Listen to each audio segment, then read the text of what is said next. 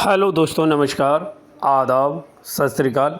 आज जो आप ये केस देख रहे हैं, यह केस डॉनर काउन सिंड्रोम का केस है। यह एक मेटाबॉलिक बीमारी है जिसमें कैल्शियम, फास्फोरस, मैग्नीशियम, पोटेशियम की कमी या ज़्यादा होने के कारण होता है। एक्सीडेंटल के कारण भी डॉनर काउन सिंड्रोम में पशु चला जाता है, या हिप जॉइंट डिसलोकेशन के कारण भी पशु जो है वो डॉनर काउन सिंड्रोम में कभी चला जाता है। पशु कभी कभी प्रेगनेंसी के समय भी जो पशु है वो डॉनर काउन सिंड्रोम में चला जाता है। डॉनर काउन सिंड्रोम के बहुत सारे कारण होते हैं, लेकिन उसमें भी पशु को जो है वो ठीक होता है, बहुत पशु नहीं भी ठीक होता है। उसका आपकी डायग्नोसिस में आना चाहिए कि कौन सा पशु का जो प्रोग्रेसी है वो पुअर है या अच्छा है, क्योंकि जब तक ये पता नहीं रहेगा तो उससे आपको इलाज करने में काफ़ी परेशानी होगी।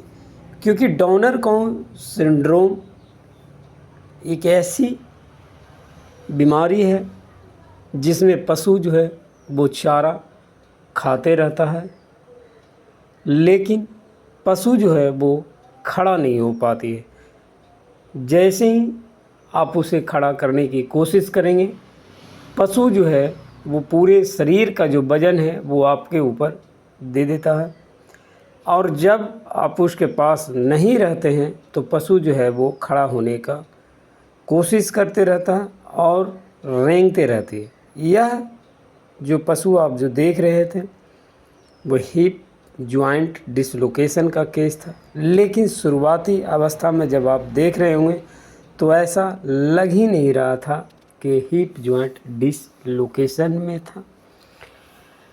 पशुपालक ने बताया